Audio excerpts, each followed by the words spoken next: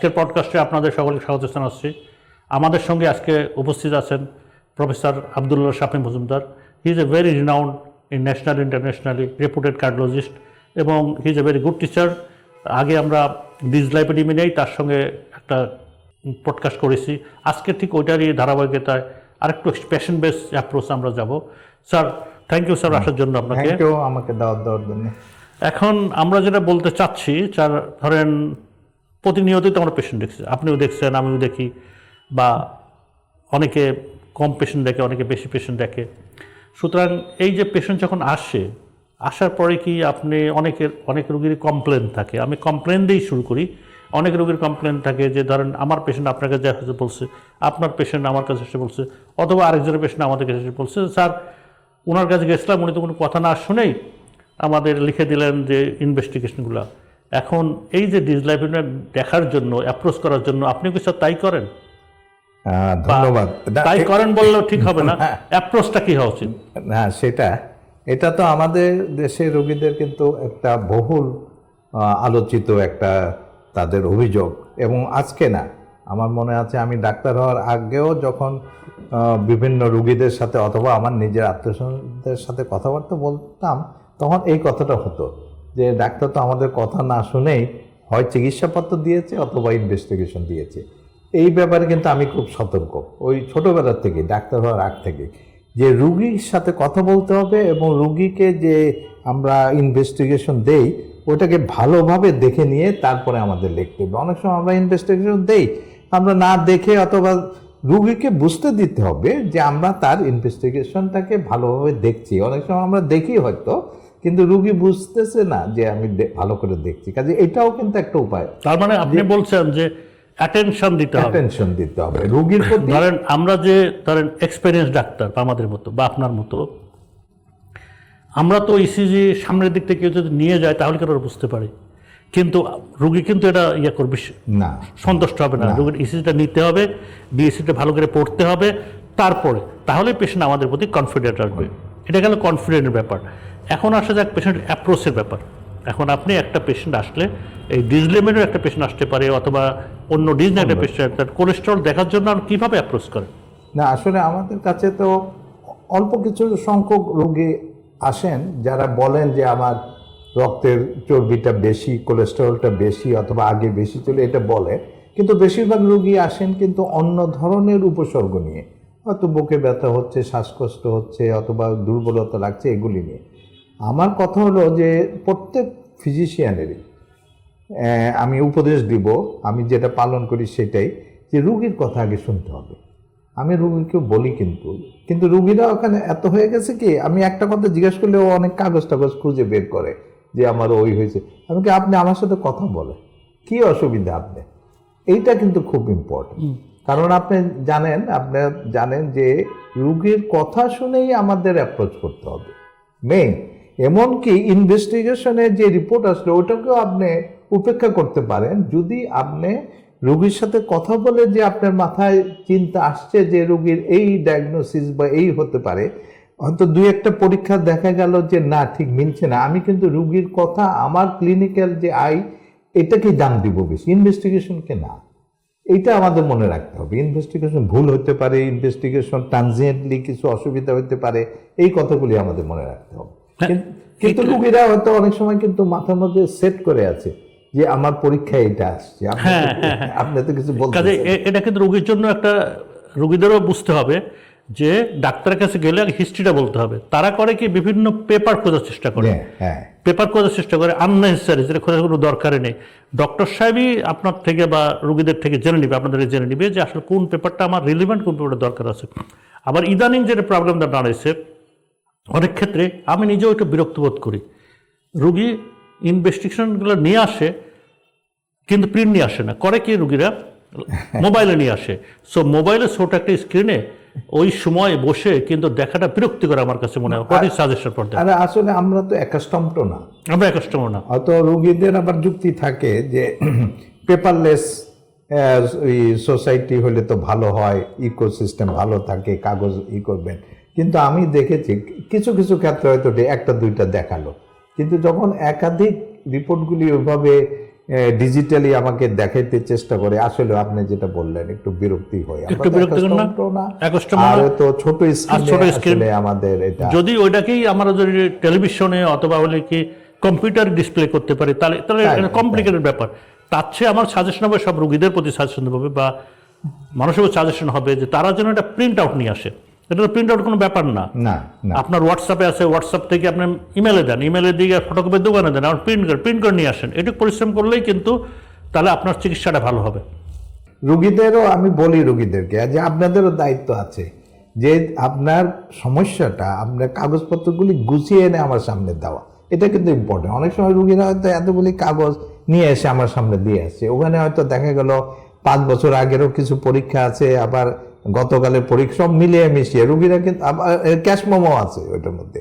রোগীরা ওটা মনে করে যে ডাক্তারের কাছে নিয়ে গেলেই তো। অবশ্য আমাদের যারা লোক অ্যাটেন্ডেন্ট থাকে তাদেরও দায়িত্ব এটাকে গুছিয়ে দেওয়া, কিন্তু আমি রোগীদের যারা বিশেষ করে সচেতন রোগীদের এটা বুদ্ধি দিই যে ভাই আপনিও একটু হোমওয়ার্ক করে আসেন, যাতে আপনার সাথে সাথে স্পেসিফিক্যালি আপনার সমস্যা বলতে পারেন এবং কি কি কাগজ আছে ওই কাগজগুলি আমার রিলেভেন্ট পেপারগুলো দিতে পারে। আমার মনে হয় এটা একটা ইম্পর্টেন্ট একটা সাজেশন হতে পারে, বা আমাদেরও একটা রেকটিফিকেশন হতে পারে যে আমাদের অ্যাটেন্ডেন্ট যারা থাকবে তাদেরকেই বলা যে সাজায় দেওয়া যদি কোনো রোগী না নিয়ে আসে। আর রোগীর প্রতি সাজেশন থাকবে যে আপনারা ক্রোনোলজিক্যাল নিয়ে আসেন, অর্থাৎ রিসেন্ট হোমওয়ার্ক করেন। আপনি রিসেন্টটা আপনি প্রথমের দিকে দেন, পুরানগুলো আপনি পরে দেন, তাহলে রিসেন্ট থেকে ইজিলি ডক্টর সাহেবরা কনসেন্ট্রেশন করতে পারবে। এখন আসা যাক স্যার, এই যে ডিসলিভারি পেশেন্টটা, এগুলো পেশেন্টটা এখন সব পেশেন্টের কোলেস্ট্রল দেন, ডাইরেক্ট হলে 18 বছরের ছেলে আসলো বা 20 বছর ছেলে আসলো, 15 বছর আসলে কি আপনি কোলেস্ট্রল দিয়ে দেবেন না? এখন কি নিয়ে আসলো এটা ইম্পর্টেন্ট। যে একটা যদি ধরেন বয়সের সাথে কিছুটা তো সম্পর্ক আছেই। কম বয়সে আমরা চিন্তা করি যে তার লিপিড লেভেল ভালো থাকবে অথবা তার ব্লাড প্রেশার ভালো থাকবে, কিন্তু তা তো হয় না। কখনো কারো দেখা যায় যে ব্লাড প্রেশার বেশি, কম বয়সে তো আপনি হার্ট অ্যাটাক আপনি নিজেই আইডেন্টিফাই করেছেন যে কত কম বয়স, 13 বছর বয়সে হার্ট অ্যাটাক একটা ফিমেল। কাজেই আমাদের কাছে যখন আসে তখন কিন্তু আমি চেষ্টা করি আগে হিস্ট্রি নিয়ে কিন্তু আমি রুল আউট করতে পারি যে না, এনার হার্টের সাথে কোনো সম্পর্কই নাই, ওনার যে কমপ্লেনগুলি, এটা যখন আমি করে ফেলি। আর যেটা যখন সন্দেহ থাকে যে হলেও হতে পারে, ফ্যামিলি হিস্ট্রি আছে, ফ্যামিলি হিস্ট্রিটা খারাপ তার, এবং কমপ্লেনটা অনেকটা টিপিক্যালি মনে হচ্ছে যে এক্সারশনাল ডিসনিয়া হচ্ছে বা চেস্ট পেন হচ্ছে, তখন কিন্তু আমি সবই দেই। কারণ আমার কাছে যখন আসে রোগীটা কিন্তু একটা কি বলা চিট, যে ভালোর চিট অথবা খারাপের চিট নিয়ে যেতে হবে। আমি বলতে পারবো না যে আপনি আছে নাই, কথা বলতে পারবো না। আমি যদি কনফার্ম হয় আমি লিখে দিই আপনি হার্টের চিকিৎসা লাগবে না, এইটুকু পর্যন্ত আমাদের থাকতে হবে। কাজে আমি ইনভেস্টিগেশনের ব্যাপারে অথবা আপনার একটা ভেরি ইম্পর্টেন্ট প্রশ্ন লিখে দেন যে আপনার হার্টের অসুখ নাই, এটা লিখে দিই। আবার যদি মানে অনেক ডাক্তার বলে যে কিছু অসুবিধা আছে, এখন যে ডাক্তার সাহেব কিছু আসে তখনই রোগীর কিন্তু প্রবলেম, এটা একটা সাইকোলজিক্যাল প্রবলেম। আর রোগীরাও স্যার এমন প্রবলেম হয়ে গেছে, রোগীরাও আপনি যদি বলেন যে হার্টে কোনো সমস্যা নাই, রোগীরা হ্যাপি হয় না অনেক সময়। কারণ অনেক ডাক্তার ঘুরে আসার পরে আসে, তো আমি দেখছি যে অনেক ডাক্তার ঘুরে আসার পরে যখন আসে, আমি যখন বলি যে আপনার হার্টের নাই, তখন মুখের দিকে তাকায় থাকে, এমনভাবে তাকায় থাকে যে মনে হচ্ছে আমি কি করলাম বা কি বললাম, ভুল বললাম নাকি, বা আমার প্রতি একটা এই ট্রাস্টও হারাই ফেলে রোগীরা। সুতরাং হয়তোবা কিন্তু আমার মনে হয় রোগীদের কাউন্সিলিং করতে হবে, কনভিনসিংলি বলতে হবে এটা দেখলাম এগুলি তো ভালো আছে, কাজে আপনার এই অসুবিধা নেই। না তা তো বটেই, আপনার হলে কি বয়স যে কম হলেই যেটা কোলেস্ট্রল দিতে হবে না তা তো না। আর আমরা তো জানি, আমরা প্যাথোফিজিওলজি স্টাডিতে আমরা বিশেষ করে আমরা তো পড়ছি, মানে মেডিকেল স্কুল থেকেই পড়ে আসছি যে কোলেস্ট্রল জমা হয় ফার্স্ট টিকেট থেকে, ফার্স্ট টিকেট। কাজে কোলেস্ট্রল যদি হল্ট করতে হয় তাহলে প্রথম টিকেটেই তো করতে হবে। তারপর ফ্যামিলিয়ার কোলেস্ট্রল, ওটা তো আগের থেকে চলে আসে। আমাদের হয়তো ডায়াগনোসিস আমাদের খুব কম হচ্ছে, এটার একটা কারণ হতে পারে যে আমরা খুব আর্লি এজের পেশেন্টদের দেই না। কাজে এটাও একটা মাথার মধ্যে রাখতে হবে। যাদের বিশেষ করে ফ্যামিলিতে লিপিড লেভেল বেশি থাকে তাদের বাচ্চাদের লিপিডটা করে ফেলা কিন্তু ভালো, মানে কম বয়সে করে ফেলি, স্ক্রিনিং এর জন্য, প্রিভেনশনের জন্য, প্রাইমারি প্রিভেনশন। এই প্রিভেনশন একবার কোলেস্ট্রল জমা হইলে তো তখন সেটা সেকেন্ডারি প্রিভেনশনের দিকে চলে গেল। আমরা কিন্তু প্রাইমারি প্রিভেনশনটা ইজ বেটার, সব সময় সব ক্ষেত্রে প্রাইমারি প্রিভেনশন বেটার। যেমন আমাদের যেগুলো ভ্যাকসিন দিচ্ছি প্রাইমারি প্রিভেনশন হিসাবে, ভ্যাকসিন দিচ্ছি না আমরা, বিভিন্ন ভ্যাকসিন দিচ্ছি। আচ্ছা, তো এখন স্যার আসা যাক যে আপনাদের ধরেন লিপিড প্রোফাইল, লিপিডটা আপনি করতে দেন, আপনি লিপিড প্রোফাইল দেন না ট্রাইগ্লিসারাইড বা এলডিএল এই ধরনের। অনেক সময় দেখি যে অনেক প্রেসক্রিপশনে আছে অ্যাডভাইস টোটাল কোলেস্টেরল অ্যান্ড টিজি। না, আমার তো মনে হয় যে সবসময় লিপিড প্রোফাইল শব্দটা ব্যবহার করা ভালো, যেখানে আমরা 4টা কম্পোনেন্ট দেখি, টোটাল কোলেস্টেরল দেখি, এলডিএল কোলেস্টেরল, এইচডিএল এবং ট্রাইগ্লিসারাইড। এই যে 4টা কম্পোনেন্টের 4টা আছে, কি বলে, সিগনিফিকেন্স আছে, কিন্তু 4টেই সিগনিফিকেন্ট। 4টার ভ্যালুগুলি আমাদেরকে নোটেড ডাউন করতে হবে। কাজে আপনার কোনো আমি এই প্রতিষ্ঠানের থেকেও দেওয়া হয় টোটাল কোলেস্টেরল অ্যান্ড ট্রাইগ্লিসারাইড। এটা কেন দেয় আমি আজ পর্যন্ত বুঝি নাই। না, আমি বুঝি না যে এটা কেন দেওয়া হয়, যুক্তিকতাটা কোথায়? লিপিড প্রোফাইল মানে লিপিড প্রোফাইল, তার 4টা কোলেস্টেরল দেখতে হবে, 4টা কোলেস্টেরল দেখেই নির্ণয় করতে হবে। এবং এর ভিতরে আবার এলডিএলটা সবচেয়ে ইম্পর্টেন্ট, সেটাকে না বাদ দিয়ে টোটাল কোলেস্টেরল ট্রাইগ্লিসারাইড দেওয়ার কোনো যুক্তি আছে বলে আমি মনে করি না। না, একদমই নাই, এটা ঠিক না, ঠিক না। স্যারও স্ট্রংলি বললেন যে ঠিক না।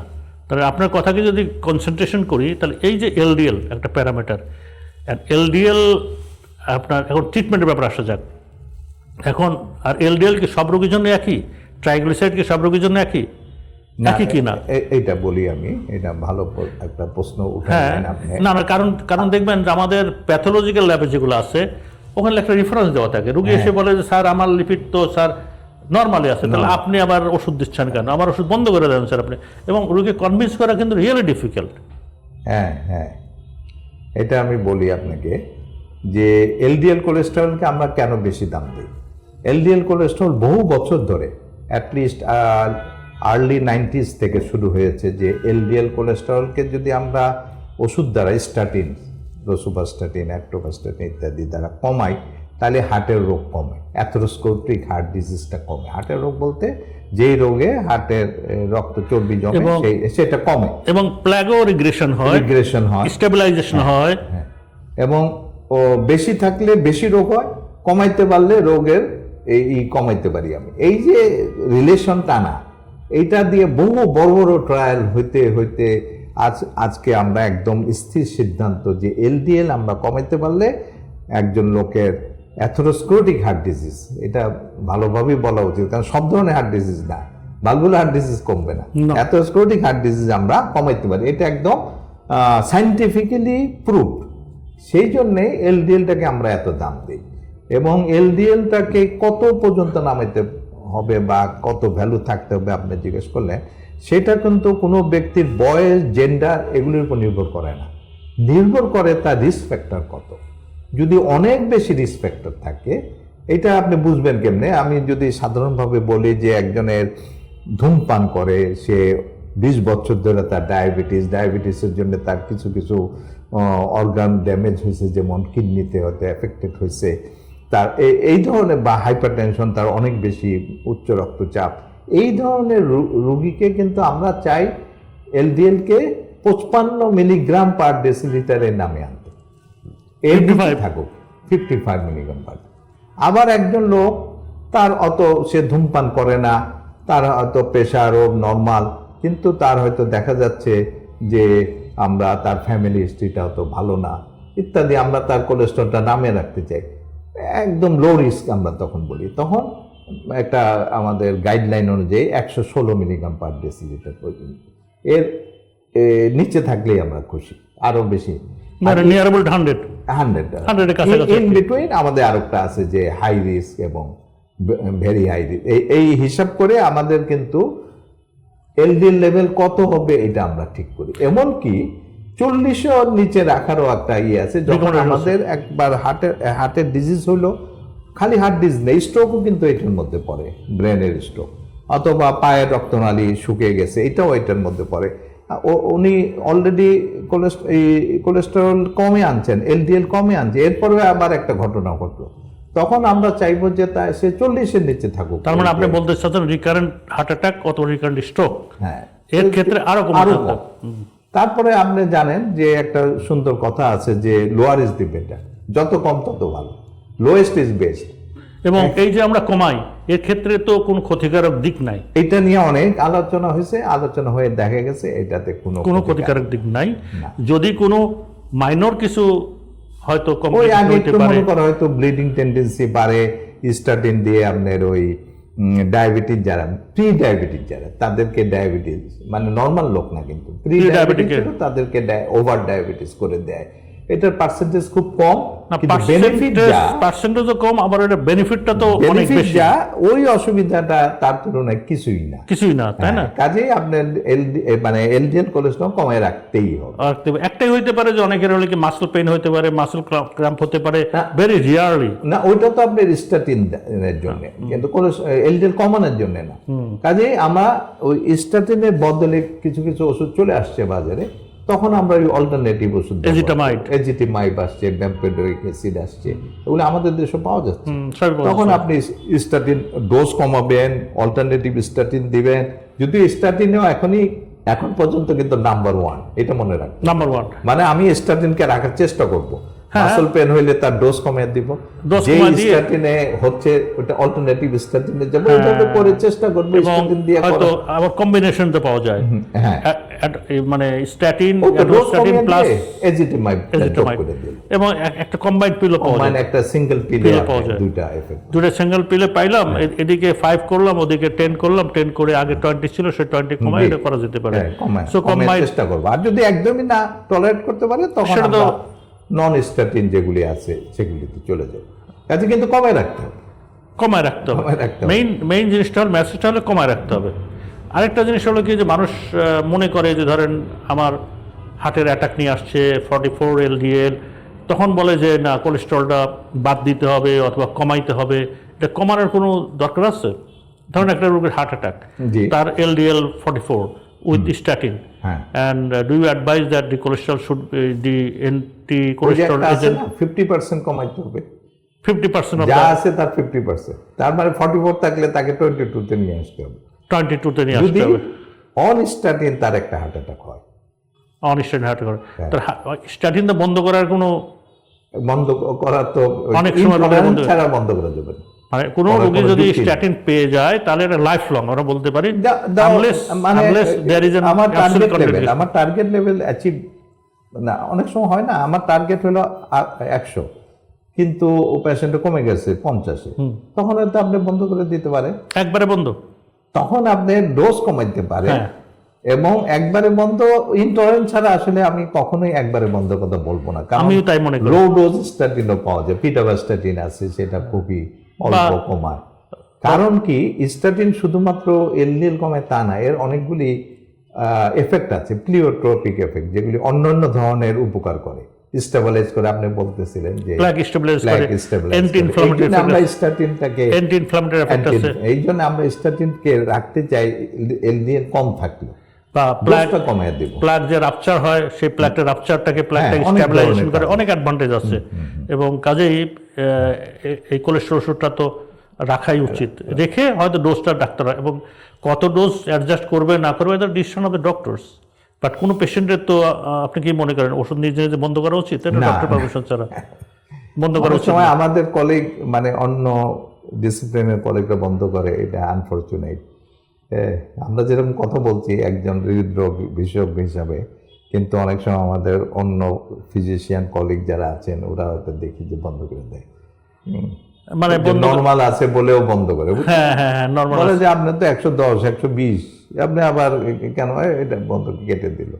এটা এখন আনফরচুনেট, কারণ ওই আমরা ডিসেমিনেট করতে পারি নাই, এটা ইট ইজ আওয়ার ফেলিওর। অথবা হইতে পারে যে আপনার হলে কি, যে কম্বাইন্ড যদি কোনো সেমিনার সিম্পোজিয়া হয়, মাল্টিডিসিপ্লিনারি অ্যাপ্রোচ আমাদের, সেই জন্য মাল্টিডিসিপ্লিনারি অ্যাপ্রোচের আমাদের অভাব, একদমই অভাব। এই মাল্টিডিসিপ্লিনারি অ্যাপ্রোচ হলে এই প্রবলেমটা হতো না। কাজেই এটা আমাদের নিজেদেরও দোষ দিব না, আমি আরেকজনেরও দোষ দিব না, it is due to the lack of multidisciplinary approach. এবং আলটিমেটলি আমাদের মাল্টিডিসিপ্লিনারি অ্যাপ্রোচ যাওয়া উচিত, তা তো বটে। এবং মাল্টিডিসিপ্লিনারি অ্যাপ্রোচ যেতে হলে ধরেন এখন যেটা প্রবলেম হচ্ছে, সব রোগ সম্বন্ধে ধরেন hypertension, heart failure, kidney disease, সবগুলিতে কিন্তু মাল্টিডিসিপ্লিনারি অ্যাপ্রোচ দরকার আছে। না হলে দেখা যায় যে আমরা যেটা অ্যাপ্রোপ্রিয়েট মনে করতেছি সেটা অ্যাপ্রোপ্রিয়েট না। যেমন আমি তো প্র্যাকটিক্যালি যেটা করি, ধরেন অনেক সময় ধরেন আমরা তো যারা ডক্টর, আমরা তো ডায়াবেটিক চিকিৎসাও দিতে পারি, কিডনির চিকিৎসাও দিতে পারি, আবার হলে কি আমরা কার্ডিওলজিস্ট বা হার্টের চিকিৎসা দিতে পারি। অনেক সময় আমরা যেটা এক্সাজারেট করে ফেলি, কারণ আমি ধরেন হলো কি দেখা যাচ্ছে যে ডায়াবেটিস চিকিৎসা দিচ্ছি, আমি ধরেন হলো কি ধরেন কিডনির চিকিৎসা দিচ্ছি, কিন্তু আমাদের একজন স্পেশালিস্ট যখন হয় তার তো এক্সপার্টিস গুলো করছে এবং তার অ্যাপ্রোচটা কিন্তু আমাদের সে ভিন্ন হবে, ফোকাসড হওয়া উচিত, ফোকাসড হওয়া উচিত, তাই না? একজন স্পেশালিস্টের অ্যাপ্রোচ স্পেশালিস্ট হওয়া উচিত, ফোকাসড হওয়া উচিত। এই জন্যে আপনি যদি নেফ্রোলজিস্টের প্রেসক্রিপশন দেখেন এমনি দেখবেন যে আপনার দু একটা ওষুধ আছে যেটা আপনি বুঝতে পারতেছেন না। ডায়াবেটিসেরও তাই, তারা এমন কিছু পরীক্ষা নিরীক্ষা করে যেগুলি হয়তো আমরা করার কথা চিন্তা করি না, কারণ প্রত্যেক ডিসিপ্লিনই, যেমন কার্ডিওলজিস্ট হিসেবে আমি একজন হার্টের পেশেন্টকে আমি যে অ্যাপ্রোচ করব, অন্য কোনো ডিসিপ্লিন লোক তা পারে না। আপনি নিজেই প্রেসক্রিপশনগুলি ফলো করে দেখেন, পারে না ঠিক ওটা কাজে যারা অ্যাফোর্ড করতে পারে ঢাকা শহরে বিশেষ করে, তাদের মাল্টি ডিসিপ্লিনারি যাওয়া উচিত। ডায়াবেটিক পেশেন্ট ডায়াবেটোলজিস্টের কাছে যাবে, কিডনির পেশেন্ট নেফ্রোলজিস্টের কাছে যাবে, আর হার্টের রোগী কার্ডিওলজিস্টের কাছে আসবে। যার তিনটা রোগী আছে তিনজনের কাছে যেই ওষুধগুলিকে অ্যাডজাস্ট করে নেবে। না, আমি যেটা আমার ক্লিনিক্যাল প্র্যাকটিস যেটা করি, আমি ডায়াবেটিক থাকলে আমি বলি দেখেন এই ওষুধগুলো আমার না, এটা ডায়াবেটিক ডক্টরের সাথে আপনি কম্বাইন করে নেন। নেফ্রোলজিস্ট আমি আমারটা করি, ঠিক অন্য ডিসিপ্লিনে তাই হচ্ছে যে একটা রোগীর স্ট্যান্ড লাগানো হচ্ছে, ওদের হার্ট অ্যাটাক হয়েছে, কাজ কোলেস্ট্রল কত থাকবে উনি ডিসিশন নেওয়া উচিত, এই কথাটাই মনে আসা উচিত। না কি বলেন আপনি? না তা তো বটে, আমি তো তাই মনে করি। অন্য ডিসিপ্লিন বুঝতে পারবে না, কিন্তু অন্য ডিসিপ্লিনের লোক এই জিনিসটা বুঝতে পারবে না। না, তাহলে তো অন্য ডিসিপ্লিনের লোক যদি বুঝতেই পারতো তাহলে তো মাল্টি ডিসিপ্লিনারি হইতো না, তো কার্ডিওলজি থাকতো না, তাহলে তো একটা ডিসিপ্লিন হলেই তো হয়ে যেত। এখন এটা হওয়ার জন্যই তো এই ধরনের বিভিন্ন ডিসিপ্লিন হচ্ছে। কাজেই যার যেটুকু মানে এটা কি বলবো এরিয়ার ভিত্তিতেই সাজেশনটা হওয়া উচিত, এবং সাজেশনটা it should be concise, it should be complete, it should be focused, এবং যে স্পিরিট থাকলে আরেকজন কলিগের সাথে কথা বলে নিলেই হতে পারে। তা তো আমরা তো একজনের সাথে এই কি বলা যায় practice we like that practice. Yes, না আমি জানি আপনি প্র্যাকটিস ফলো করেন ওটা। এবং ট্রাইগ্লিসাইড ব্যাপারটা সম্বন্ধে আপনার আইডিয়া কি? আমাদের দেশে সবার ট্রাইগ্লিসাইড বেশি। ধরেন একটা পেশেন্টের হলো কি 200 বা 300 ট্রাইগ্লিসাইড নিয়ে আসলো, আর কোনো কিছু নাই, তার রিস্ক ফ্যাক্টর নাই, এমনি করতে গিয়ে ট্রাইগ্লিসাইড বেশি হয়ে আসলো, এটার আপনি কিভাবে কন্ট্রোল করবেন? ট্রাইগ্লিসারাইডকে আইসোলেটেড ট্রাইগ্লিসারাইডকে ফোকাসে আসলো কখন? যখন দেখা গেল এলডিএল নিয়ে আমরা খুব কনভিন্সড হইলাম এটা কমাইলে রিস্ক কমে, কিন্তু দেখা গেল যে অনেক কমাইছি, এরপরে কিন্তু রিস্ক থাকে হার্ট ডিজিজ। তখন একটু খোঁজা, এটাকে আমরা বলি রেসিডুয়াল রিস্ক। তখন one of the residual risk হইল হাই ট্রাইগ্লিসারাইড। এটাও দেখা গেল এটা দুটো বড় ধরনের রিডিউসিড ট্রায়াল বলে একটা ট্রায়াল 4-5 বছর আগে, ওটার 5-6 বছর আগে ওটার রেজাল্টটা আসছে, বড় ট্রায়াল। সেখানে দেখা গেল আমরা যদি ট্রাইগ্লিসারাইডকে কমে আনতে পারি স্পেসিফিক্যালি, তাইলে কার্ডিওভাস্কুলার ডিজিজের কিছু রিস্ক কমে আসে, রেসিডুয়াল রিস্কটাকে কমে আনতে পারি। কাজে ট্রাইগ্লিসারাইডকেও কিন্তু আমরা সেকেন্ডারি টার্গেট করি। প্রথমে হলো আমরা এলডিএল, তারপর ট্রাইগ্লিসারাইড একটা আরবিট্রারি একটা নর্মাল ভ্যালু ধরা আছে 150 to 175, এটা নর্মাল, এটা এখনো হ্যাঁ এটা এখনো খুব যে এলডিএল এর মতো ওইভাবে ক্যালিব্রেট করা হয়নি, কিন্তু এর বেশি হইলে তাহলে তাকে কমে আনতে হবে। এখন আমাদের কমানোর ড্রাগ কিন্তু বাজারে কয়েকটা আছে, কিন্তু দেখা গেছে ওই ড্রাগগুলি কমায় কিন্তু হার্টের যে রিস্ক ওইটা কমায় না। যেমন ফাইব্রেট বলে একটা ওষুধ আছে, খুবই কমন, এখনো সবাই লিখতেছে, এটা কমে যায়, কিন্তু কার্ডিওভাস্কুলারের যে রিস্ক এটা কমে না। তখন নতুন এই হাইলি পিউরিফাইড ফিশ অয়েল অনেক আগের থেকে ইউজ করা হতো ট্রাইগ্লিসারাইড কমানোর জন্য, কিন্তু দেখা গেছে ওই কমায় কিন্তু কার্ডিওভাস্কুলার রিস্ক কমায় না। শুধুমাত্র হাইলি পিউরিফাইড ফিশ অয়েল যেটা ইকোসাপেন্টানোইক অ্যাসিড হাইলি পিউরিফাইড, ওইটা দিয়ে যদি আমি তাহলে রিস্ক কমাই, এবং এইটাই এখন রিকমেন্ডেড ড্রাগ। তবে মনে রাখবেন যে, বা আপনি জানেনই যে 500 মিলিগ্রাম পার ডেসিলিটার যদি টিজি বেশি হয় তখন there is a risk of pancreatitis. এটা আলাদা একটা কারণে, এটা কার্ডিওভাস্কুলার রিস্কের সাথে সম্পর্ক। তখন আপনাকে কিন্তু 500-র উপরে গেলে বা নিয়ার অ্যাবাউট 500 থাকলে কিন্তু আপনাকে চেষ্টা করতে হবে ওটাকে কমানো। তখন কিন্তু আমরা ফাইব্রেট দেই, ফাইব্রেটের সাথে আপনি ইকোসাপেন্টানোয়িক অ্যাসিড কম্বাইন তখন দিতে পারেন। যদি খুব বেশি হয় আপনাকে খুব দ্রুত কমায় রাখতে হবে, কারণ there is a chance of pancreatitis. আর যদি আপনার 500-র নিচে বা 400-র নিচে থাকে তখন আপনি ইকোসাপেন্টানোয়িক অ্যাসিডটাই ব্যবহার করা উচিত, যেটা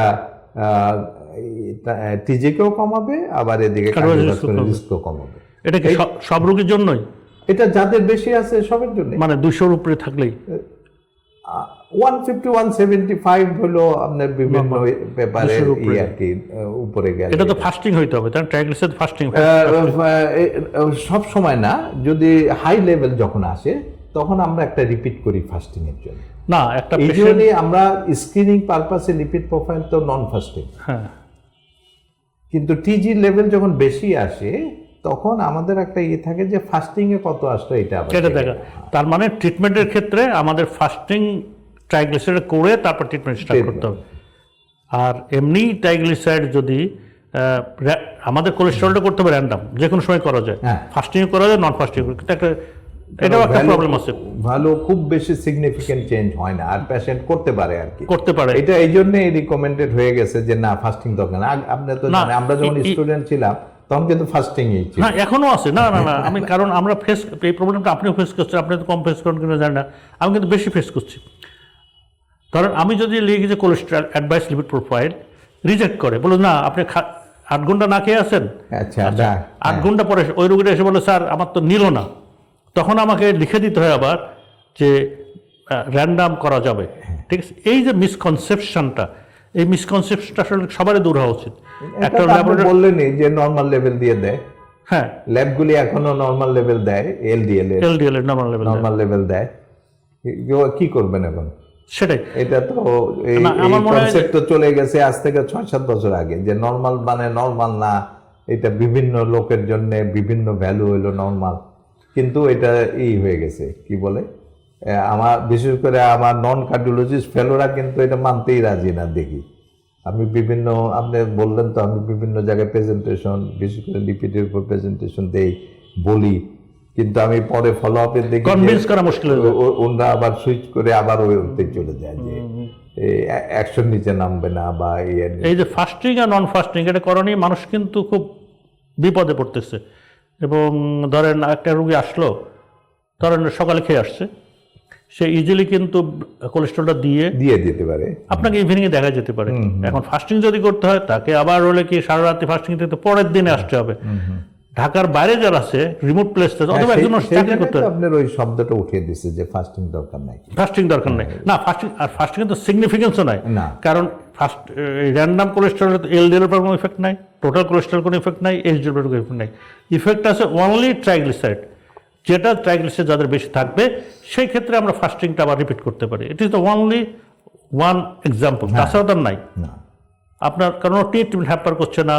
ওরা বেশিরভাগ ক্ষেত্রেই তো খুব একটা যে মানে র্যান্ডাম করলেই যে ট্রাইগ্লিসারাইড বেশি হয় তা কিন্তু না, বেশিরভাগ ক্ষেত্রে বেশি হয়। যারা হলে কি ধরেন ওই প্রি ডায়াবেটিক বা potential diabetes one of the risk factor, এবং নেফ্রোটিক সিনড্রোম, হাইপোথাইরয়েড, এদের কিন্তু টিজি বেশি থাকে। এটা সেকেন্ডারি কজ, যে এই কজের জন্য এর জন্য কি আপনি ওষুধ দিবেন? দিব তো, টিজি কমাইতে হবে। টিজি যে কারণেই বাড়ুক না কেন, ওটা তো রিস্ক ফ্যাক্টর, টিজির ওষুধ দিব। হ্যাঁ, মানে সেকেন্ডারি কজ আছে, ওটা কমাবো না। ট্রাইগ্লিসারাইডের ক্ষেত্রে অনেক ডায়াবেটিস থাকে, আমি ডায়াবেটিস কন্ট্রোল করলে ট্রাইগ্লিসারাইড কন্ট্রোল হয়ে যাবে নাকি? Not necessarily. তার মানে ডায়াবেটিস কন্ট্রোল করতেছেন তখন আপনাকে টিজির প্রতি তো লক্ষ্য রাখতে হবে। টিজি যদি আপনার ওই বর্ডার লাইন ক্রস করে তাহলে আপনি টিজি কমাবেন না, টিজি কমাইতে হবে, তার মানে কমাইতে হবে, টিজিও কমাতে হবে। তার মানে আমাদের কনসেন্ট্রেশনটা, আমরা যদি এখন পিন পয়েন্টে আসি, এলডিএল এর ক্ষেত্রে আমরা ট্রিটমেন্টের ক্ষেত্রে দুইটা আমরা টার্গেট, আমাদের একটা এলডিএল, একটা triglyceride. Mainly LDL, mainly LDL, আবার বলছি মেইনলি এলডিএল, তাই তো আপনার বক্তব্য। এলডিএলটা টার্গেট করতে হবে, অ্যান্ড কত কমাবে না কমাবে সে ডিসিশন নেবে কার্ডিওলজিস্ট বা স্পেশালিস্ট।